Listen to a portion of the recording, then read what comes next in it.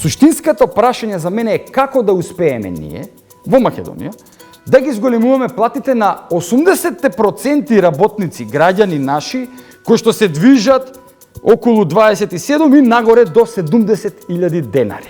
Минималната плата е во надлежност на владата, така што тоа што владата не сака да ја покачи минималната плата, тоа е чисто одговорност само на владата. Ја ги охрабрувам работодавачите да излезат од таа некоја зона на мајндсет дека треба што помалку да му се даде на работникот. Како може јас да не ги почитувам законите?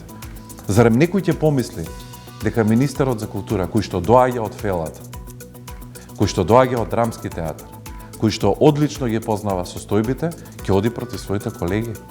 Љутков ќе го надмине и најлошиот министер за култура што сме го имале, оцени вашиот колега Тони Михајловски.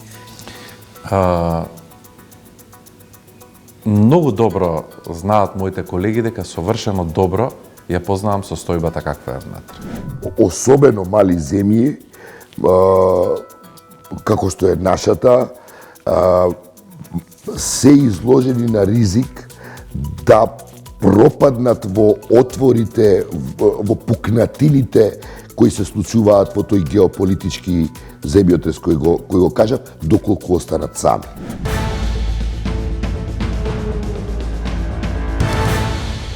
Недела на протести. Работниците кренаа глас. Најавуваат и генерален штрайк доколку не им се излезе во пресред на нивните барања. А барањата се јасни.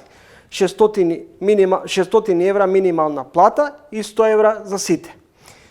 Дали овие барања се оправдани или не? Гостин во ова издание на Тренинг, универзитетскиот професор по трговско право, по трудово право, Лазар Јовевски. Добре дојдовте во емисијата. Ви благодарам на поканата. Професор Јовевски, сметате ли дека се оправдани или пак неиздржани барањата на работниците, а тоа е зголемување на минималната плата на 600 евра? Видете, работниците генерално секое нивно барање треба да се земе во предвид, секое нивно барање сериозно треба да се разгледа и секое барање на работниците, ако се ставиме во очилите на работниците, е оправдано. Затоа што станува збор за права кои што се однесуваат на повисок стандард, на подобра живеачка, на достоинствена работа и така натаму, остварување на правата. Меѓутоа, дел од правата кога се бараат, особено од аспект кога зборуваме за социјален диалог, да речеме, или за колективни преговори, колективно преговарање, многу често се зима во предвид на премиса тоа што е реално, што е можно да се оствари во дадениот момент, соодветно на самите услови на пазар на труд, самата економија и другата преговарачка страна. Сега, ако го разгледуваме македонскиот контекст, што е тоа што во Македонија денес може да биде реално, според мене овие барања кои што беа сега изложени се под знак прашалник. Во која смисла се под знак прашалник? Зошто под знак прашалник? Зошто? Затоа што видите, имавме една хронологија на барања, кои што пак велам се легитимни, но дали можат и како се применливи во реалноста денес. Имавме барање од 450 евра зголемување на минимална плата, кое што еволуираше во 500 евра, за да сега веќе се поставува на дневен ред прашањето за 600 евра минимална плата. Меѓутоа во меѓувреме се зголеми животни, се покачи речиси сите цени на суровините. Животниот стандард поскапе. Има тука вистина во ова што го говорите, значи одредена инфлација постои, одредени ценовни разлики се случуваат, што е, би рекол, еден процес кој што од нас не опфаќа и не само сега, туку и во минатото. Но, поентата ми е дека ако ги гледате таа хронологија на зголемување на барањата за минимална плата, ќе заклучите, ќе дојдете до една констатација дека 2024 беше на почетокот 450, за да по изборите биде 500 евра, за да од пред неколку месеци се стави на дневен ред 600 евра. Дали за толку многу се зголеми живеачката, статистиката треба да покаже, да ги даде податоците информациите. Меѓутоа, оваа минимална плата, односно зголемувањето на минималната плата, има една запирка, која што е многу важна и која што треба да ја разбере македонскиот работник, но и генерално македонскиот граѓанин. Суштинското барање, според мене, не е во тоа да се зголеми минималната плата, туку да имаме реален раст на сите останати плати. И токму, а ќе го образложам ова зашто е Добро. така, ако гледате сега повторно хронолошки, во последниот период, односно во последните неколку месеци наназад, барањето за зголемување на минимална плата се дополни од страна на еден од синдикатите и со раст на сите останати плати. Претходно тоа барање не постоеше, немаше таков тип на барање, односно само се говореше 2024-2025 се говореше за минимална плата и раст на минимална плата како главно барање на еден од синдикатите. Господин Јовес, Поверете.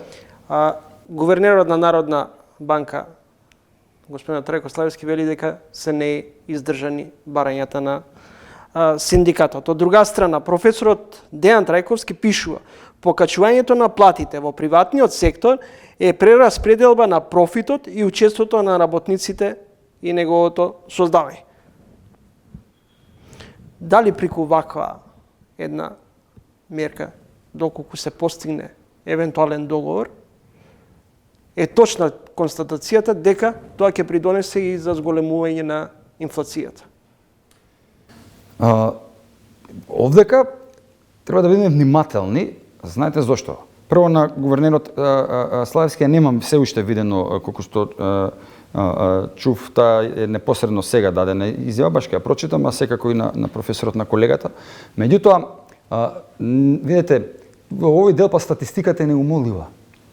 Секој пат кога владата на Македонија, не зборам само за оваа влада, за сите влади до сега, особено нели за претходниот период, ги зголемуваше со административна мерка платите. 2018 и 2022-2023, особено во последниот период. Имаме вртоглаво зголемување на инфлацијата. Вртоглаво зголемување. И токму овој период кој што до сега следи е токму стабилизирање на таа инфлација од тогаш, од 22-23 која што влезе на голема врата во Македонија, за жал. Конечно инфлацијата е, да речем, стабилизирана, тоа што јас го читам како статистика и како параметри, а верувам и вие ги имате тие бројки. И сега ако ја земете инфлацијата од околу 4% која што се прогнозира за 2025 година, и ако го земете растот на платите, просечниот раст на плати во 2025 година, тој изнесува веќе е пресметна 9,5%. 9,5%, минус 4% инфлација, имаме просечен, повторувам, просечен раст на плати во Македонија, некаде околу 5,5%. Парадоксално е од една страна да се фалиме дека сме на европскиот пат, а од друга ги намалуваме правата на работниците под европскиот минимум. Ова е ваша изјава во 2023 година за порталот Локално. Како доплата што ќе биде прифатлива за сите? Тоа е изјава во даден контекст, Горест. Значи, тоа не е генерално за сите права.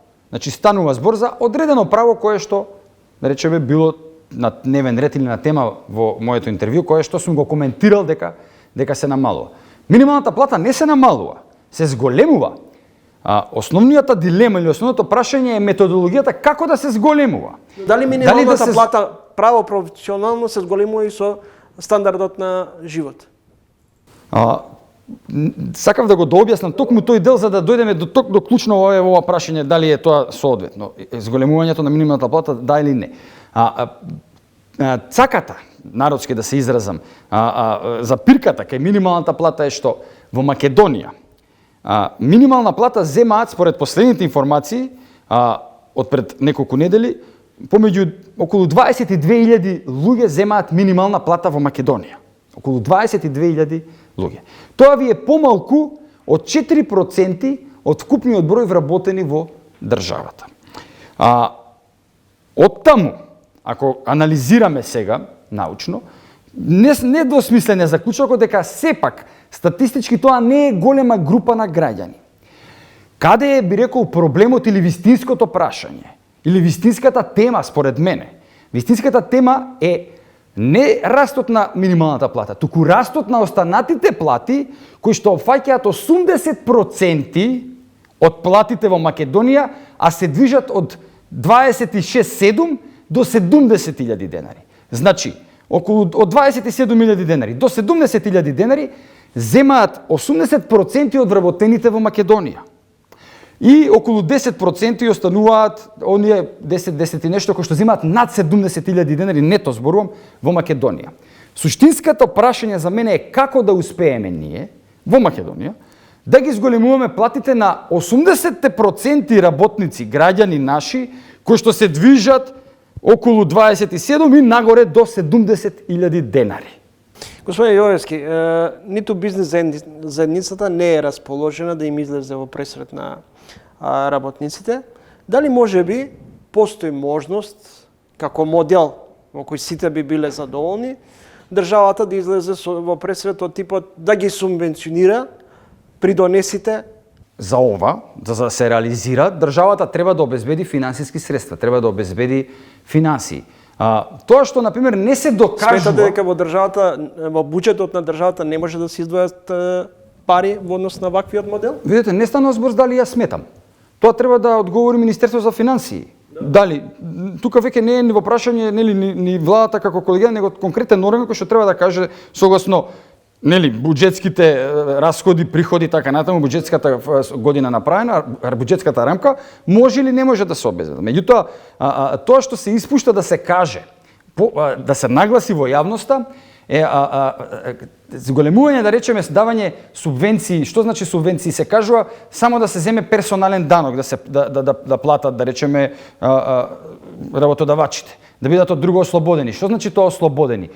Тоа значи дека државата Македонија ќе мора да ги плати зголемувањата на платите во однос на социјалните придонеси, пензиското, здравственото, инвалидското осигурување, бидејќи не може работниците да им се зголеми платата за тој дел да не им се вкалкулира во делот на здравственото осигурување, нормално во пензискиот стаж, висината за утре, основицата да не биде пониска кога ќе дојде денот за пензијата. Дали државата може тоа да го направи сега? Од оние информации кои што јас ги имам е под голем знак прашање. Затоа што финансиски државата е истоштена од годините претходни. Од тоа каде што не се работело како што треба, каде што се направеле одредени финансиски дебуози на различни начини во различни институции по различни основи, и сега доаѓаме до ситуација да финансиски треба да, ако би можело, хипотетички зборуваме, да се финансира оваков тип на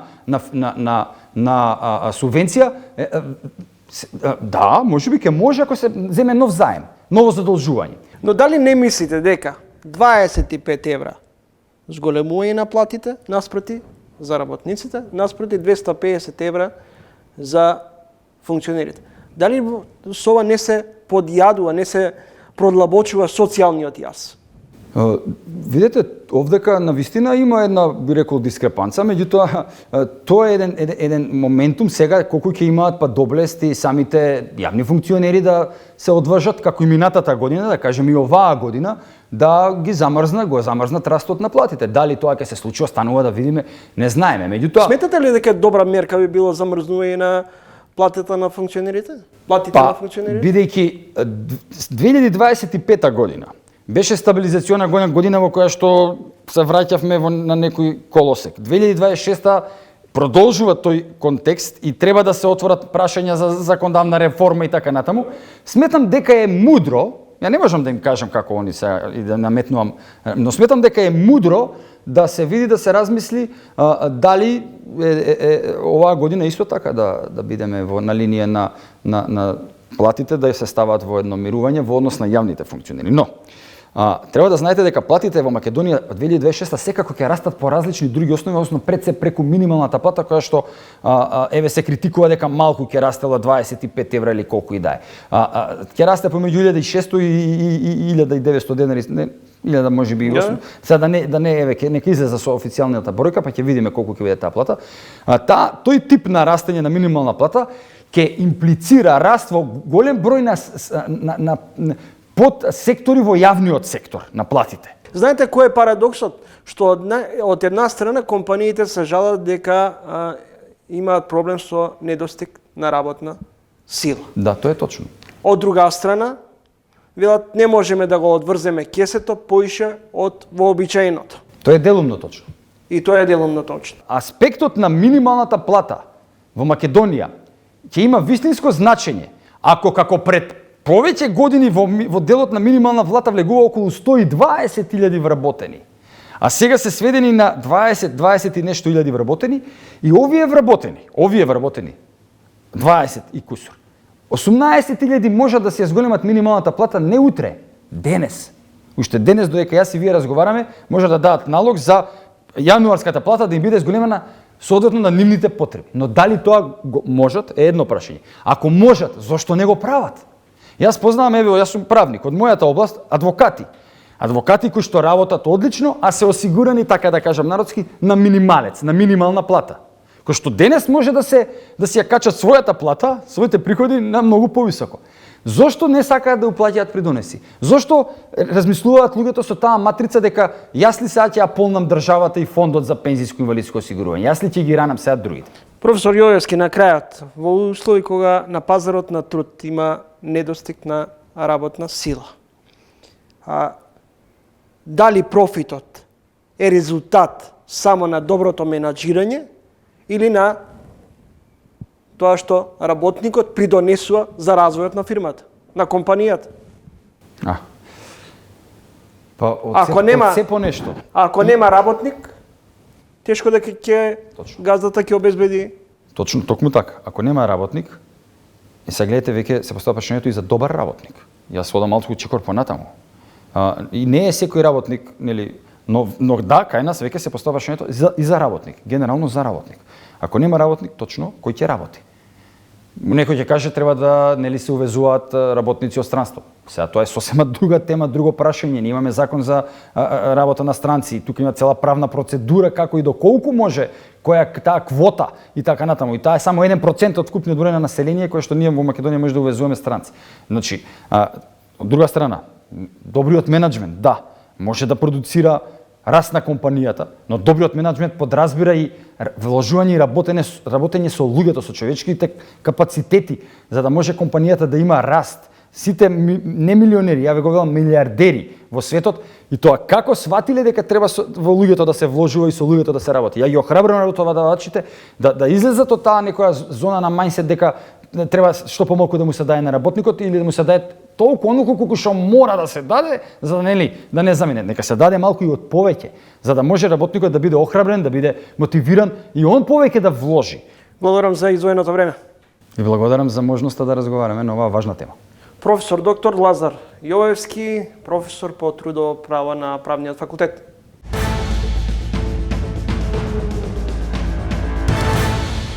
Го проследивте интервјуто со Лазар Јовевски, универзитетски професор по трудово право, а во следните минути разговарам со Бранимир Јовановиќ. Токму на почеток од разговорот околу барањата на синдикатот. Може ли да се стигне до заеднички прифатливо решение, од кое и државата, и работниците, но и бизнес заедницата ќе бидат задоволни?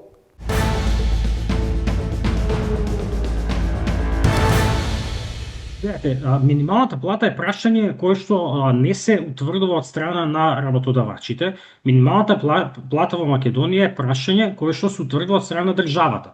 Има закон за минимална плата и законот вика дека минималната плата ја поставува владата, се разбира по насока, земајќи предвид што ги кажеш со економско-социјалниот совет, ама никаде законот за минимална плата не кажува дека тоа што економско-социјалниот совет ќе се договори или нема да се договори е обврзувачки. Минималната плата е во надлежност на владата, така што тоа што владата не сака да ја покачи минималната плата, тоа е чисто одговорност само на владата, не е тоа на бизнисмените, не е тоа на синдикатите, не е на Трајко Петко, ММФ, кој да е Европска унија, туку тоа е на владата. Нашата влада, моментално македонската влада, не сака да ја покачи минималната плата, не само сега, веќе година и пол не сака да ја покачи минималната плата. Едно од идеолошки причини, затоа што тие се десничарска влада и ВМРО никогаш не била на страна из историјата на Македонија, никогаш не била на страна на работниците, никогаш не била на страна на сиромашните, никогаш не била за социјала, за покачување на плати, за борба против сиромаштија, тие секогаш биле на страна на бизнисмените. Мината година речиси само, односно едва 65% реализација на капитални инвестиции, податок на портал ЛАП. На кои се причините за оваквиот слаба реализација на капиталните инвестиции и натаму релативно висока стапка на инфлација, а годината започнавме со ново задолжување од 1 милиарда преку 10 евро обврзница. Капиталните инвестиции се рак рана во Македонија, постојано се тие реализацијата таму е ниска и причината е едноставна. Секоја влада во Македонија на капиталните инвестиции не гледала како на средство за развој на државата, туку гледало како на маркетинг средство. Значи само да се фалат. Ќе го направат новиот буџет, или на крај на година ќе се испофалат, ќе направиме автопат, ќе направиме пруга, ќе направиме не знам што, болница, ово она, постојано се фалат. Истите приказни, истите проекти ги повторуваат. Или Чебрин Галиште 50 пати више го слушаме изминативе не знам колку години, 20 и нешто тендери имаше.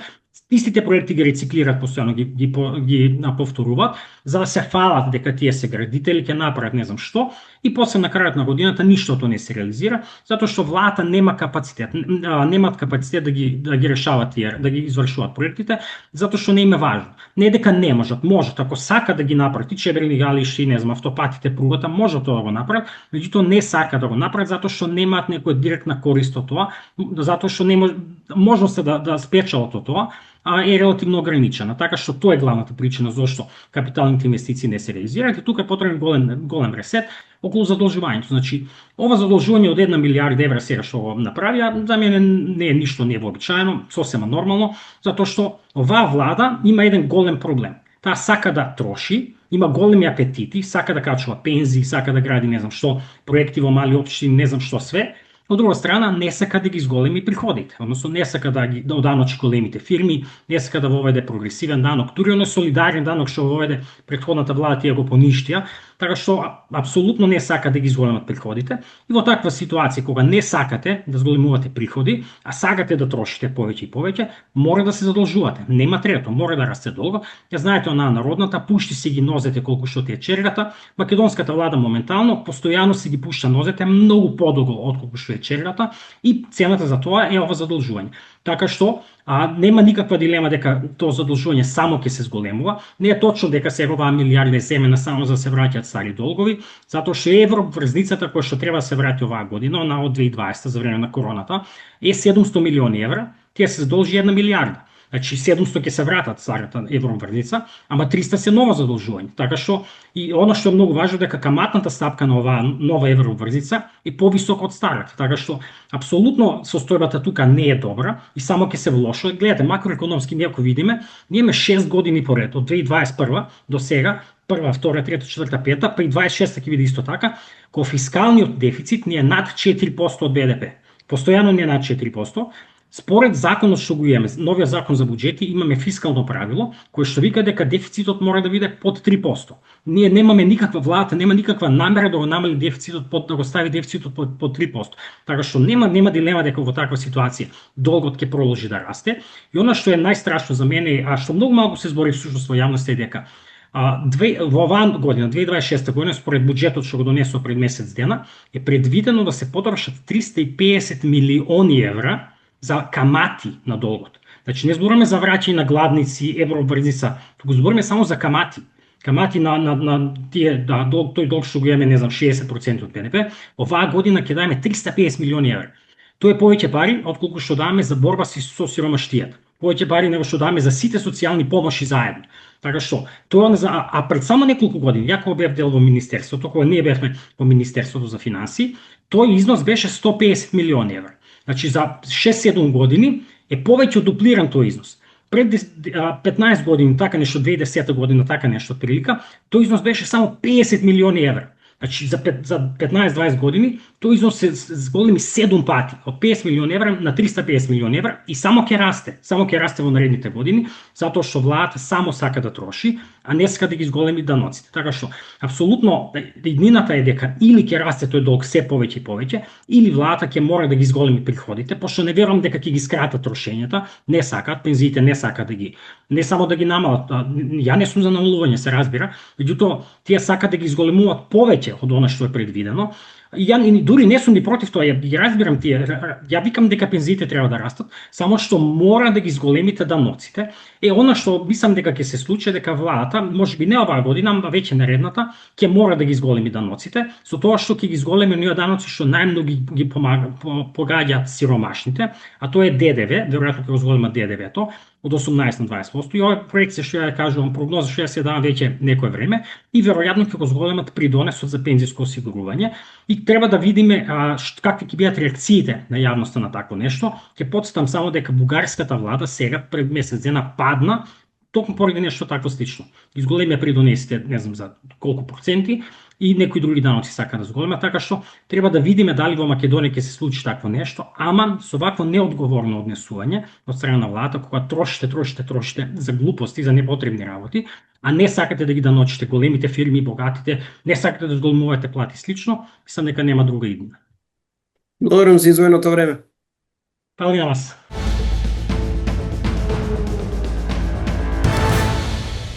Значи, ние не можеме сега на Facebook постови да реагираме. Некој си седнува и си пишува на секој 2-3 дена некаков пост. Како може јас да не ги почитувам законите?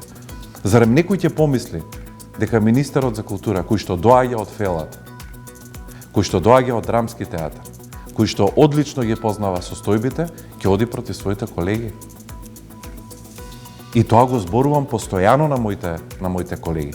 Затоа што тоа што се случува сега во СКРМ, тоа не е фер, бидејќи тоа не е точно, тоа се шпекулации.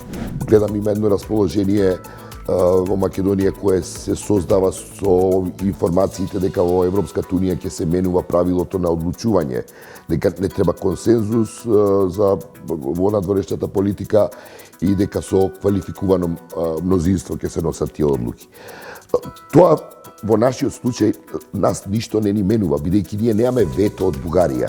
Ние со Бугарија имаме постигнато договор, тој договор е дел од европската рамка преговарачка и просто нема вето кое Бугарија треба да го оттргне, туку има Европски совет кој евентуално би требало да промени европската рамка.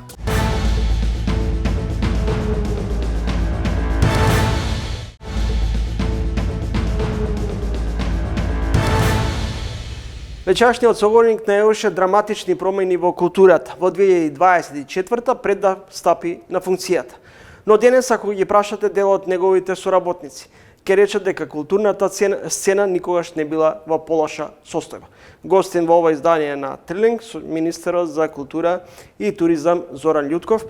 Господин Љутков, освен како актер, што се прославивте, станавте медиумска звезда со 800 тужби поднесени против вас. Вака, прво морам да ве коригирам во делот на најавата, кој ќе кажете дека културата никогаш не била полоша. Тоа не е мој впечаток, тоа е на ваши колеги. Љутков ќе го надмине и најлошиот министер за култура што сме го имале, оцени вашиот колега Тони Михајловски. Не ви е понекогаш непријатно кога се почесто стигаат критики од ваши колеги? Многу добро знаат моите колеги дека совршено добро ја познавам состојбата каква е внатре. Многу добро знаат.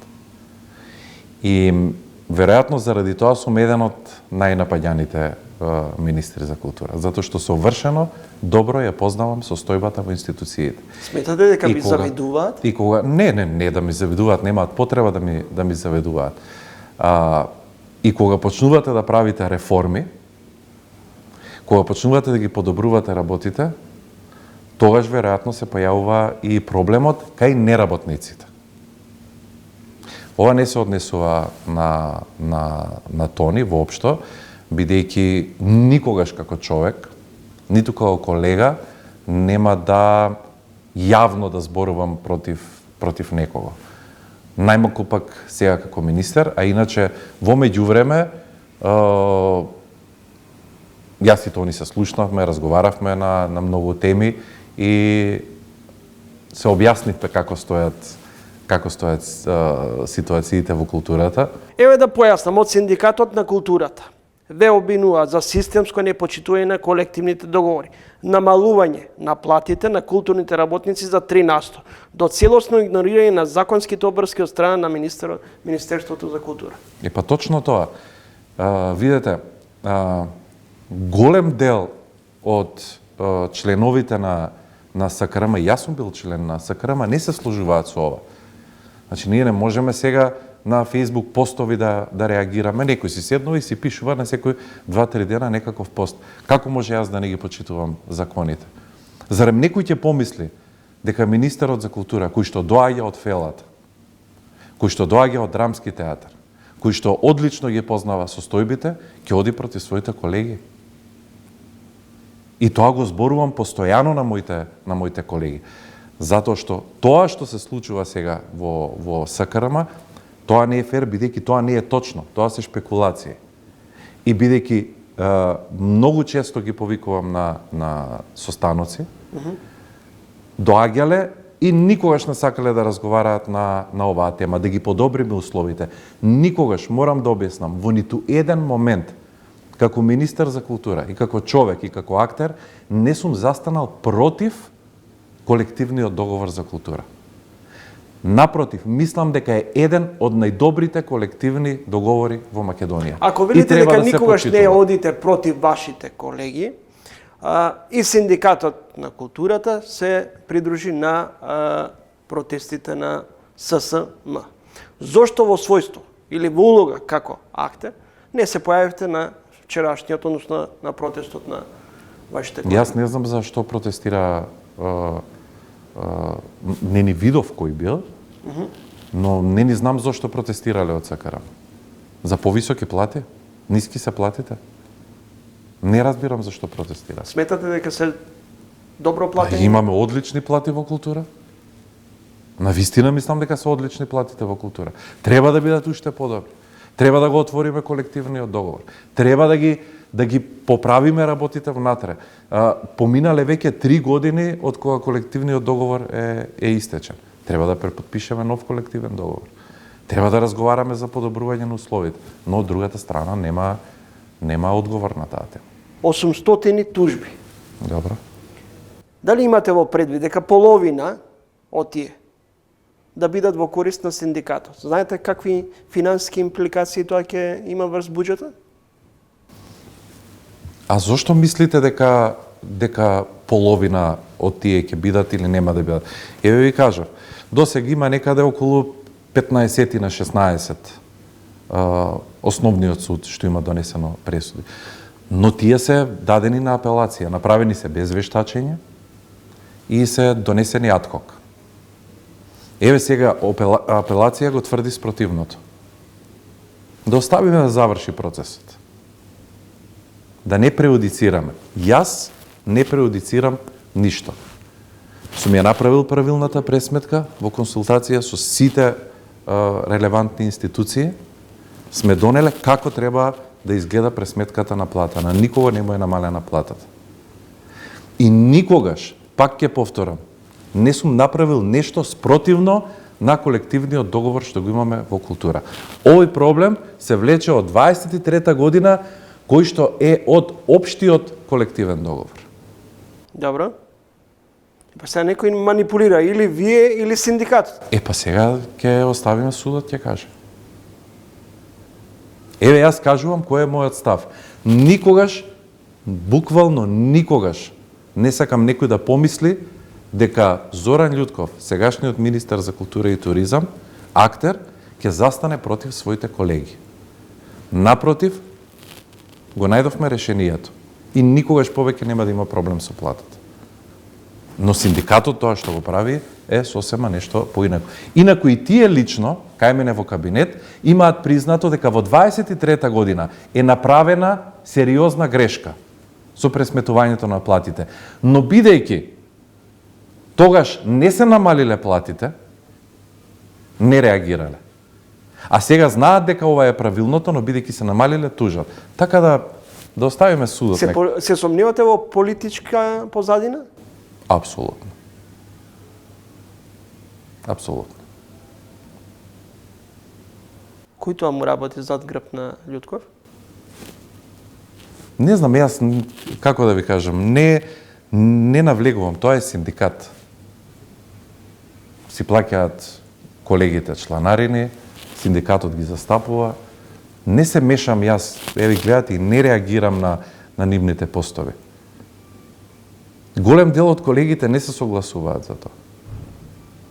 Еве гледате, и синдикатот во операта не се согласува со ставот синдикатот да поддржи еднострано некого. Мора да се гледаат секогаш двете работи. Мора да постои диалог.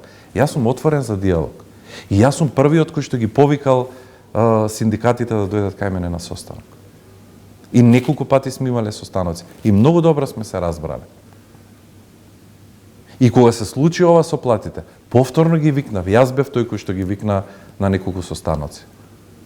Но очигледно дека не можеме да најдеме диалог. Затоа сега оставам, доколку имаат потреба, да дојдат да разговараат на одредени теми. Мојот кабинет е секогаш отворен. Обојстката од оркестарот на МОП, Татјана Петрушевска, е суспендирана од работа од генералниот директор. Дали критичката нитка на секого му пречи? Како вие го доживеавте? Ја оценувате оваа одлука на првиот човек на Македонија? Не знам дали го прочитавте ставот на оркестарот. Го прочитав. Значи треба се видат двете страни. Нашата работа е колективна работа, не е само индивидуална. Вие сте важен како индивидуалец во колективот, но на крај производот или резултатот го носиме сите заедно. Дали одлуката на директорот е исправна? Не знам каква одлука донел директорот, јас знам суспендира од работа. Не е суспендирана од работа. Еве гледате уште една дезинформација, не е суспендирана од работа. Дисциплинска постапка има отворена ли? дисциплинска постапка И кое што се уште не е завршена дисциплинската постапка, според тие информации што ги имам јас, иначе е суспендирана од проектот. Суспендирана од проектот за да може да заврши во и е намалена платата за 50%. Сега тоа ќе видиме што ќе одлучи дисциплинската комисија. Во истиот момент, каква ќе биде одлуката, тогаш јас ќе донесам одлука да испратам инспекција во институцијата. Преку македонската филмска индустрија и дострелите на младите режисери Котевска, Унковски, Цветановски предизвикуваат интерес во светот, но помалку е чудно. Треба да направиме голем успех надвор од границите на државата, за државата да се сети за какви квалитети имаме. Например, во оваа студија беше и Котевска, и режисерот, и продуцентот на емисијата на филмот, кои беа многу категорични. Почнавме без ичпари. Не можам да зборувам. Тој филм е добиен на конкурс 22 или 21 година, не знам. Но има една друга разлика. Дека агенцијата за филм сега веднаш го поддржа проектот, иако не бил поддржан од мислам дека 20 пак ќе кажам 21 или 22, не знам кога е сниман точно, но е поддржан новиот филм на Тамара Котевска од кога дојдовме ние и кога стана новиот директор на агенцијата за филм. Но кога се виде успехот, кога го доби првиот успех Силјан, веднаш агенцијата за филм застана позади него за да му обезбеди подобра промоција. Така да голема е разликата. Во Куманово веќе трета година се реновира театарот. За разлика од убавото издание на Велешкиот театар, до кога ќе се спојат драмскиот и театарот за комедија? Да се спојат или да се градат? Едната варијанта беше да се градат, другата е да Не, за спојување немало, никогаш не дошло збор за спојување на двете институции. Да ви кажам дека во 24 година затекнав тотална девастација во капиталните инвестиции. Значи, ниеден проект не беше продолжен да се работи. Или оние кои што се работеа со минимални средства. Струмичкиот театар беше раскинат договорот. Потпишавме нов договор, повеќе годишна јавна набавка, веќе се работи, треба да биде готов за година и пол. Кумановскиот театар. Секоја година се потпишувале договори по 3 до 4, по 50, по 100.000 евра. Кога ќе го завршите? Направивме нова јавна набавка, која што ќе биде клучна рака. Така да во наредниот период и тие треба да го завршат. Сите капитални инвестиции се направени на ова ниво, клучна рака до завршувањето. Така да мислам дека има огромен напредок. Зошто не знаеме да ги негуваме и да ги одржуваме институциите? Еве, Кино Милениум. Универзална сала после пожарот никако да почне да се реновира. И да не набројувам. Не знам, Кино Милениум е градска установа, таа е под градот Скопје, не е под Министерство за култура. Не сте се заинтересирали како министер? Да, сум се заинтересирал за сите, но јас имам 72 национални установи, имам и 150 објекти во кои што, еве, како што ги спомнавме, големиот дел се веќе во очајна состојба и мора да се интервенира на нив, а градот Скопје си гледа на своите градски установи. Следите тренинг гостин во емисијата Зоран Љутков, министер за култура и за туризам. Го прочитавте последниот ревизорски извештај како министер за туризам? Да. Не ве помалку плаши? Во кој дел? Па во делот дека има урбанистичко дивење. Аха. Услугите Конкретно за туризмот, да. сакате да кажете, добро, да. Урбанистичко дивење, услугите, дивоградбите, заеднички именител, хаос.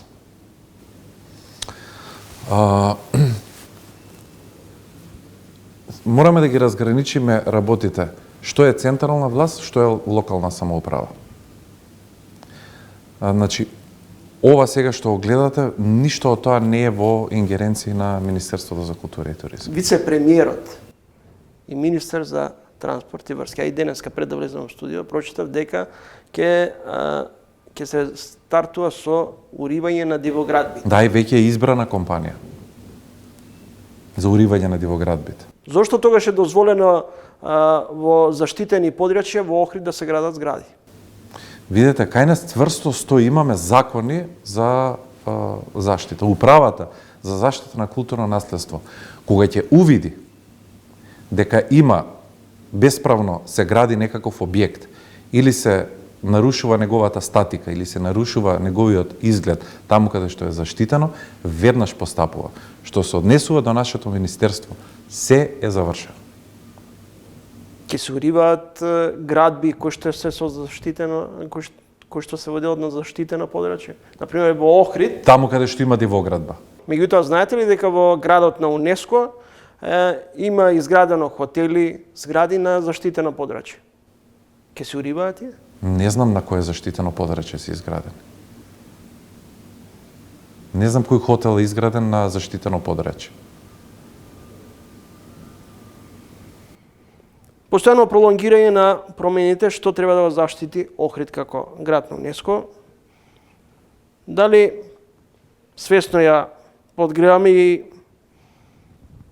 она нитка на профитерство. Прво да се профитира, а потоа да се размислува дека сепак се направило штета на заштитени делови од градот.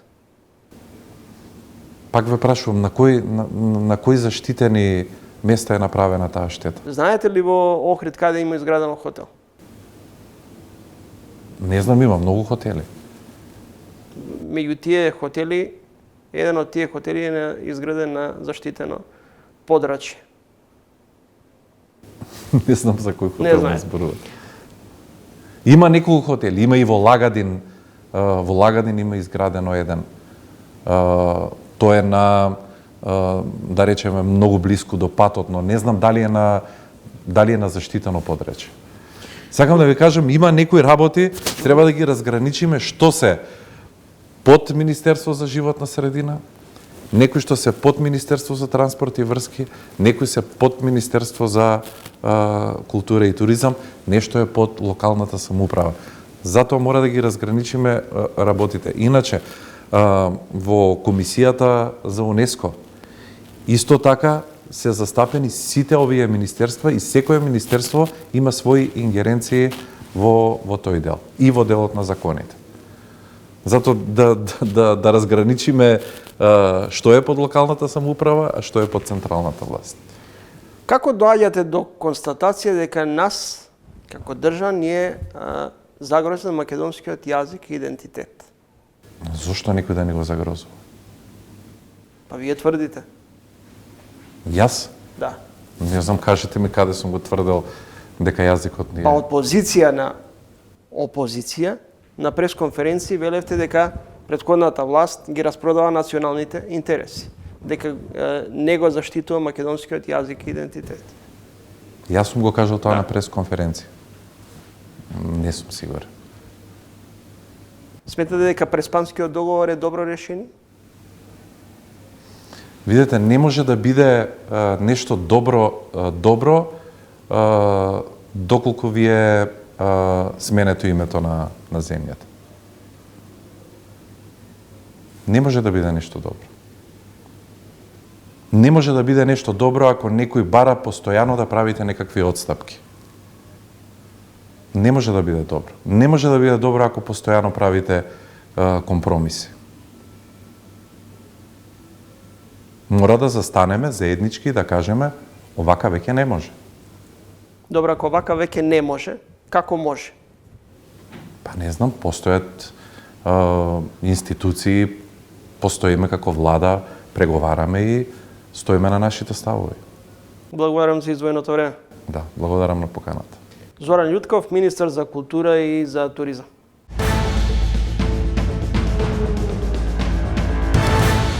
Не велам дека Европската унија е смрт или живот. Но луѓето, особено владеачката елита, ако веќе нема намера да го прифати, да прифати европската рамка за преговарачка во која се состои барањето за внесување на бугарите во уставот, мислам дека е коректно, некој тука има и одговорност на јавноста да ја понуди концепт.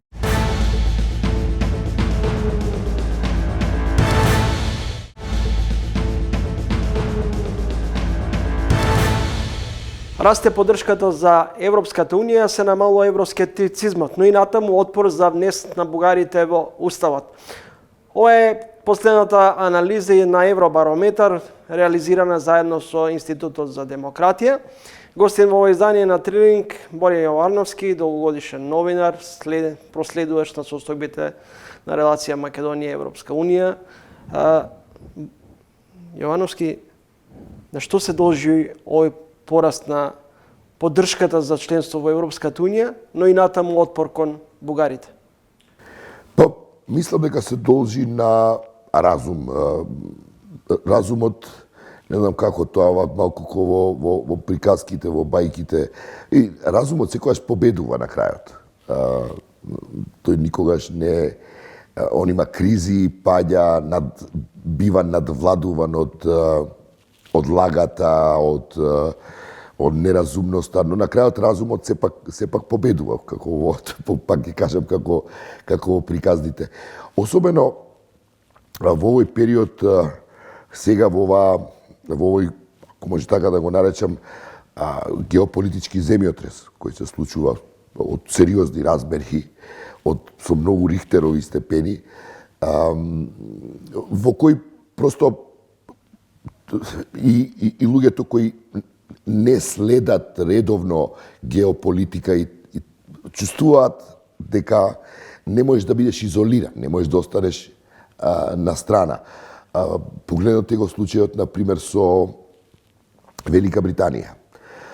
Велика Британија веќе над 60% поддршката да се врати Велика Британија во Европската унија.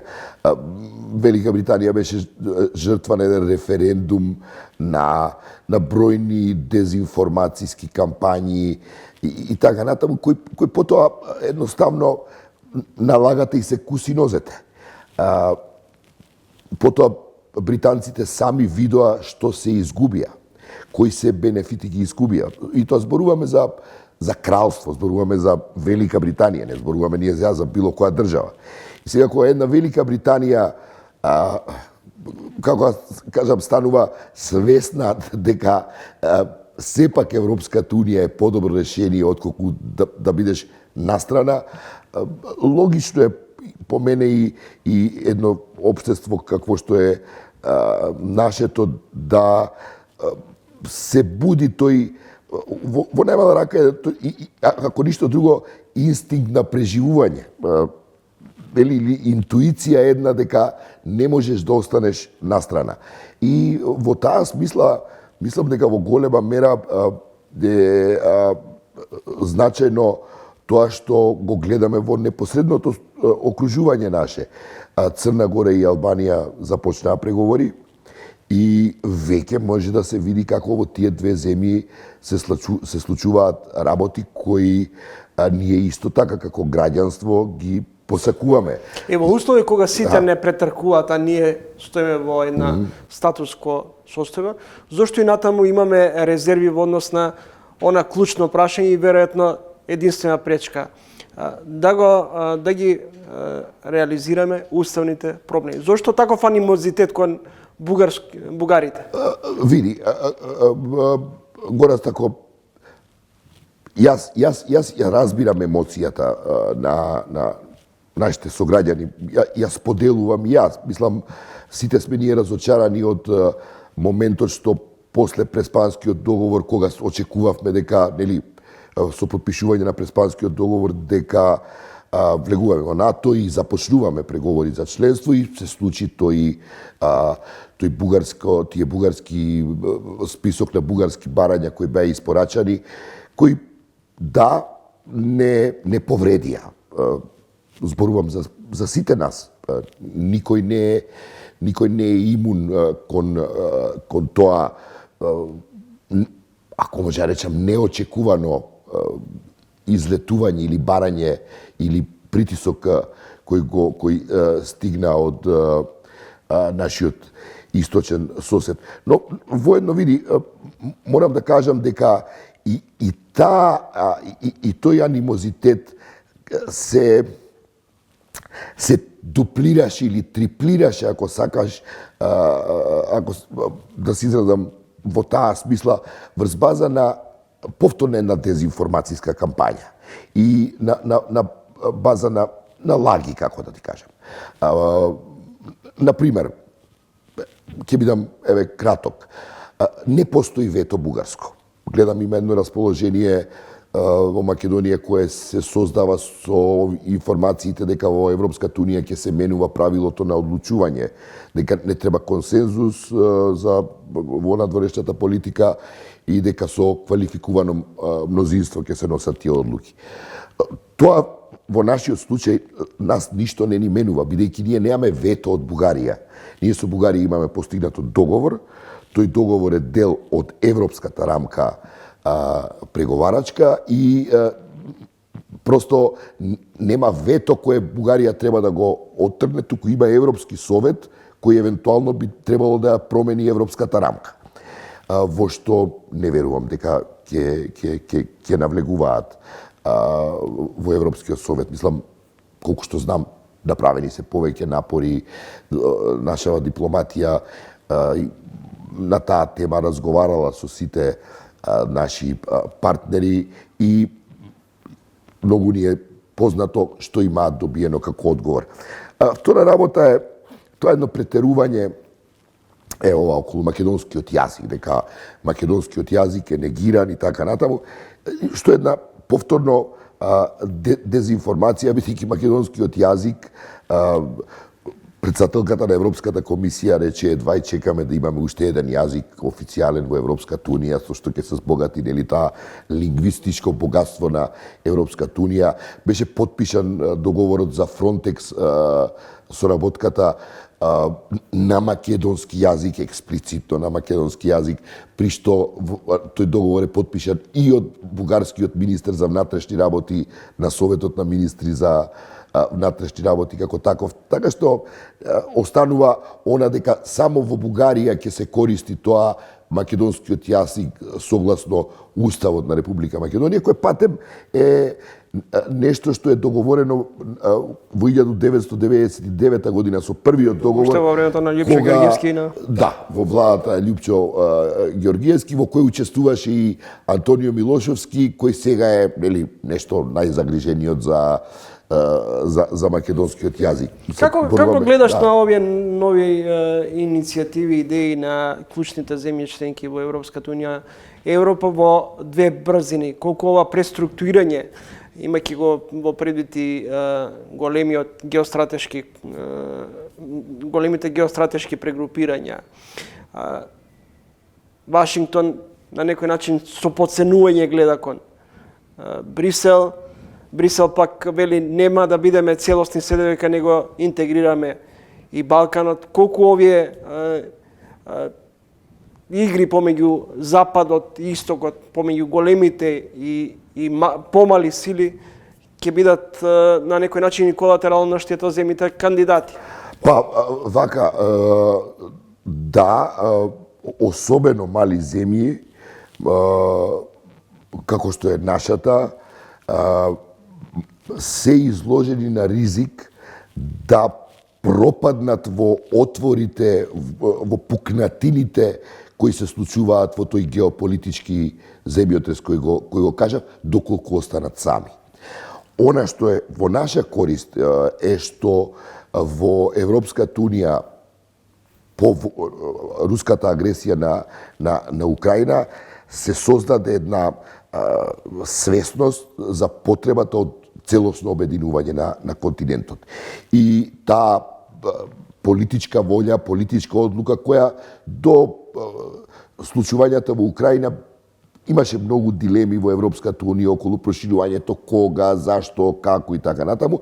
Тоа е решено и, впрочем, многу јасна илустрација е динамиката со која течат преговорите и интеграцијскиот процес на Албанија, Црна Гора, Молдова и Украина. Мислам, може да забележиш Црна Гора со која брзина ги затвара кластерите, што ја илустрира вака пар екселанс волјата политичка на Европската унија да го интегрира целиот Балкан и практично да го заокружи тој процес на интеграција, целиот континент да биде обединет. Како ти ги доживуваш овие критики кон Европа дека е на некој начин сервилна кон Трамп и односот на Белата куќа со потценување гледајќи кон европските челници?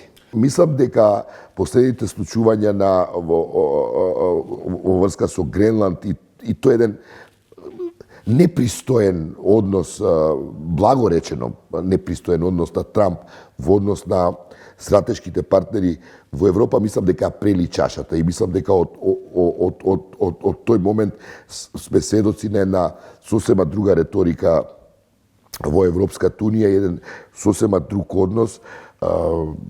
Забележав една изјава од еден дипломат европски кој вика го поминавме Рубикон, нема враќање назад во однос на Америка, така што веќе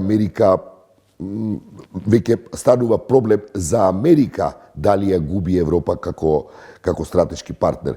Гледам огромна делегација деновиве на Велика Британија во Кина. Тоа го прават и другите европски држави. Се случи огромен, многу сериозен договор со Индија. Се случи договорот со Меркосур, така што европскиот слободен пазар станува пазар со над милиарда потрошувачи, поголем од Соединетите американски држави. Така што мислам дека понекад топката се префрла во Америка која ќе треба да се подзамисли што уствари губи, бидејќи губи едно стратешко партнерство, стабилно партнерство со многу коректност на кое се работело од 45-та година па се до денеска, кој сега почнува да се распаѓа и мислам дека на крајот сметката за тоа сепак ќе платат самите американци. Колку ние како држава знаеме да ги читаме пораки и нови прегрупирања во светот? Или ние сме само една мала точка во сите тие играри, иако ние дома па премногу значење самите на себе си даваме? Прашањето е добро. За жал, многу малце се обрнува внимание, а фактот што сме мала земја, мислам, мала земја која социоекономски е се уште кревка во секој поглед, кревка. А особено кревка кога е соочена со едно такво турбулентно време на глобалната сцена. И мене ме изненадува што ние во Македонија немаме многу пожива, подинамична, поинтензивна полемика околу тоа што правиме. Јас сум поборник за наша интеграција во Европска унија. Но не велам дека сум фанатик и би сакал, например, да полемизираме, кога ако владата вика добро сега ова ние не можеме бидејќи тоа тој бугарски диктат и така натаму, што се фрази кои мене ми се доста чудни. Убаво е ако некој смета дека ова не можеме ние да го поднесеме. Убаво е некој да излезе со идеја да каже што правиме, да разговараме. Јас не велам дека Европската унија е смрт или живот. Но луѓето, особено владеачката елита, ако веќе нема намера да го прифати европската рамка за преговарачка во која се состои барањето за внесување на бугарите во уставот, мислам дека е коректно, некој тука има и одговорност на јавноста да и понуди концепт, да каже кои се проекциите, каде одиме, што ќе правиме? Можеме ли ние да обстанеме во Европската унија? Можеме ли ние да како изолирано, како некакво острово во Европската унија со лоши односи со Бугарија, со односи кои се на биолошки минимум со Грција, слични односи со Албанија. Мислам, не разбирам. Морате во некој момент да понудите некои опции. Еве, например, нека е БРИКС. Но дајте да разговараме јавно, да отвориме една полемика. Колку е тоа воопшто реална опција? Можеме ли ние во БРИКС? Што добиваме ние од БРИКС? За Европска унија точно знаеме. Знаеме фондови, гледаме како се развиваат, гледаме Хрватска што се случи од како стана земја членка на Европската унија. Гледаме во Македонија, еве ми е жал што нема повторно никаква дебата еве околу тоа кога ќе се деблокираат средствата од ИПАРД. Сега во јануар требаше да има повик ИПАРД од кои добри стотина семејства би можеле да развијат мали и средни бизниси, да запослат луѓе во руралните средини, што е доста значајно за една мала земја каква што е Македонија. Тие средства се блокирани заради корупција во нашите институции. И сега ние воопште не ни разговараме кога тоа ќе се одблокира, што се прави на тој план. Просто немам информација, а тоа се гратис пари кои можат да бидат на располагање на нашите граѓани. Одржливи сме ли вака како држава на подолг рок? Надвор од мене ако ме прашаш, јас се сомневам дека тоа е можно. Мислам дека на тоа прашање јас можам да одговорам од овој геополитички аспект. Во низ историјата, ако погледнете во сите тие турбулентни периоди во историјата, најчесто страдале и исчезнувале малите народи. Погледнете, јас бев во Љубљана, например, просто се изненадив вака како јавна личност, на едно 3-4 места ме застанаа млади студенти македонци кои ме познаа случајно, на улица. И баш имав можност да поразговарам со нив. огромна бројка на млади луѓе се во Словенија. Тоа се луѓе кои во нашата држава вложила средства за основно образование, за здравство, за средно образование и потоа се губат. Ја не верувам дека било кој од нив ќе се врати назад. А словенците практично им даваме Работна сила. Работна сила, но и интелектуален потенцијал кој ќе си остане во Словенија и ќе работи во функција на развој на словенечкото општество, не на нашето. И просто немаме, мала е бројката на луѓе, ние треба да борбата да зачуваме таа некоја критична маса која може да ја износи или да ја демонстрира државотворноста наша или како кажам креденцијалите за тоа дека можеме да бидеме држава. Благодарам за гостувањето. Благодарам.